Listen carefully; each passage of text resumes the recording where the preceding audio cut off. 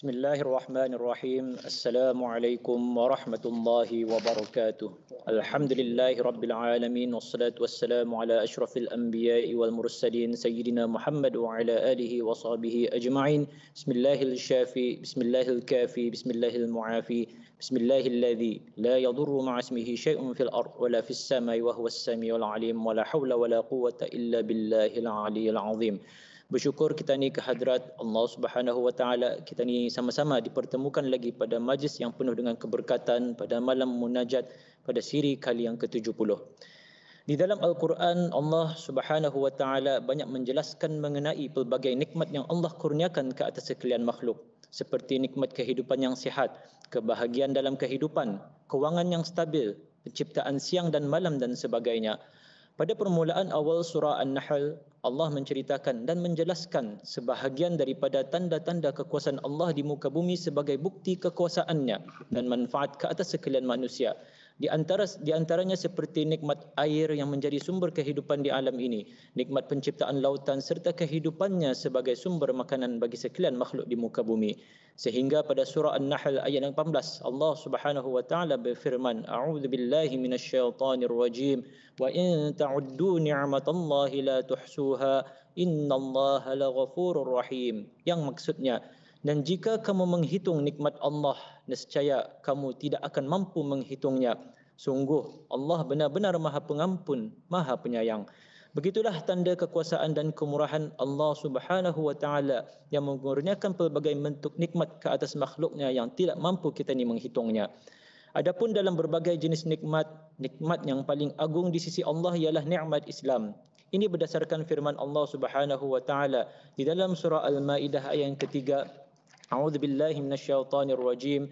Al-yawma akmaltu lakum dinakum wa atmamtu 'alaikum ni'mati wa raditu lakumul Islam dina. Yang maksudnya, pada hari ini aku telah sempurnakan, iaitu Allah telah sempurnakan bagi kamu agama kamu, dan aku yakni Allah telah cukupkan nikmatnya kepada kamu, iaitu nikmat Allah kepada kita ni, dan aku iaitu Allah telah redakan Islam itu menjadi agama untuk kamu, iaitu kita ni.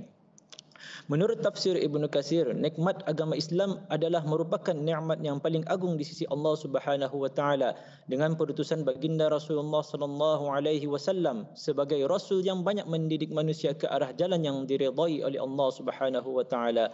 Persoalannya, bagaimanakah cara kita ni untuk mensyukuri nikmat agama Islam ini dalam kehidupan kita ni? Sudah semestinya dengan mengerjakan suruhan Allah Ta'ala dan Rasulnya dan meninggalkan segala larangan-larangannya dengan berpandukan sumber utama iaitu Al-Quran dan Sunnah baginda Rasulullah sallallahu alaihi wasallam.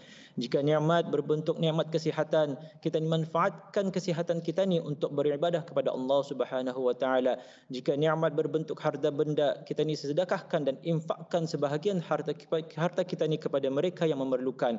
Jika nikmat berbentuk kebahagiaan, kita ni manfaatkan nikmat kebahagiaan itu dengan mengajak ahli keluarga kita ni untuk lebih dekat kepada Allah Subhanahu wa taala. Jika nikmat berbentuk ilmu, kita ni manfaatkan ilmu itu dengan mengajarkan dan menyebarkannya.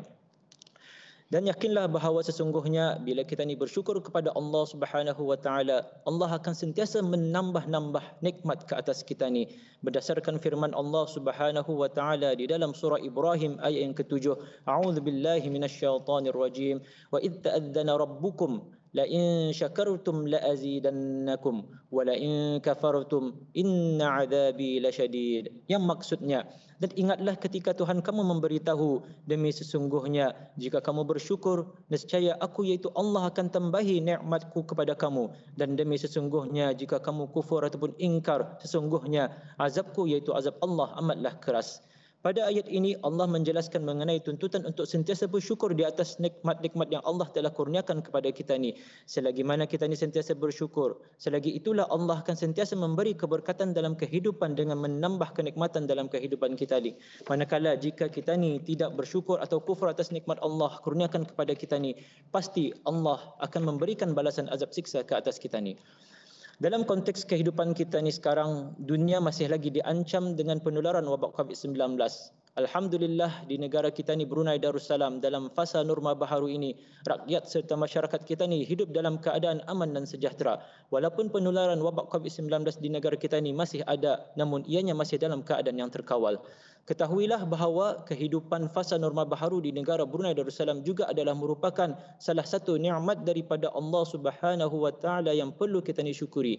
Jika dibandingkan dengan kehidupan kita ni di saat bermulanya penularan wabak COVID-19 di negara Brunei Darussalam yang banyak menjejaskan serta mengancam ketenteraman kehidupan kita ni.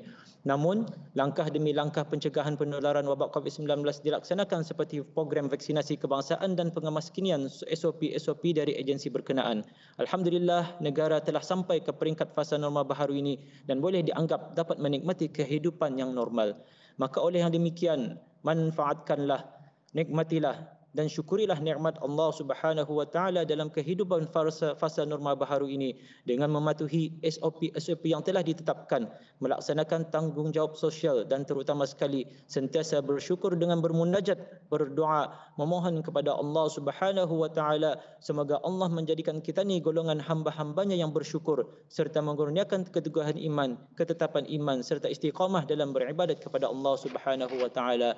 Janganlah kita ni kufur pada nikmat Allah, janganlah bersikap leka, jangan lalai, jangan cuai, jangan melanggar serta jangan ingkar pada SOP-SOP yang telah ditetapkan dalam pencegahan penularan wabak COVID-19. Firman Allah Subhanahu wa taala pada surah Al-A'raf ayat ke-96, A'udzubillahi minasyaitonirrajim. Walau anna ahlal qura amanu wattaqaw lafatahna 'alaihim barakatim minas samai wal ardh walakin kadzabu fa akhadnahum bima kanu yaksibun. Yang bermaksud, dan Tuhan berfirman lagi, sekiranya penduduk negeri itu beriman serta bertakwa, tentulah kami akan membuka kepada mereka iaitu pintu pengurniaan yang melimpah-limpah berkatnya dari langit dan bumi. Tetapi mereka mendustakan Rasul kami, lalu kami timpakan mereka dengan azab siksa disebabkan apa yang mereka telah usahakan. Akhirnya, bersama-samalah kita ni berdoa kepada Allah Subhanahu wa taala. Semoga Allah Subhanahu wa taala mengurniakan rahmat dan berkat ke atas negara kita ni Brunei Darussalam, sentiasa memelihara negara Brunei Darussalam daripada penularan wabak COVID-19 dan menjadikan rakyat negara Brunei Darussalam ad-da'imunal muhsinuna bil huda, iaitu sentiasa membuat kebajikan dengan petunjuk Allah Subhanahu wa taala. Firman Allah Subhanahu wa taala di dalam surah An-Naml ayat ke-19, A'udzubillahi minasyaitonirrajim. Rabbi auzi'ni an ashkura ni'mataka allati an'amta 'alayya wa 'ala walidayya wa an a'mala salihan tardah wa adkhilni bi rahmatika fi 'ibadikas salihin. Yang bermaksud, wahai Tuhanku, ilhamkanlah aku supaya tetap bersyukur akan nikmat-Mu yang Engkau kurniakan kepadaku dan kepada ibu bapaku, dan supaya aku tetap mengerjakan amal soleh yang Engkau ridai, dan masukkanlah daku dengan limpah rahmat-Mu dalam kumpulan hamba-hamba-Mu yang soleh. Amin ya rabbal alamin. Sekian, wabillahi taufiq wal hidayah. Wassalamualaikum warahmatullahi wabarakatuh.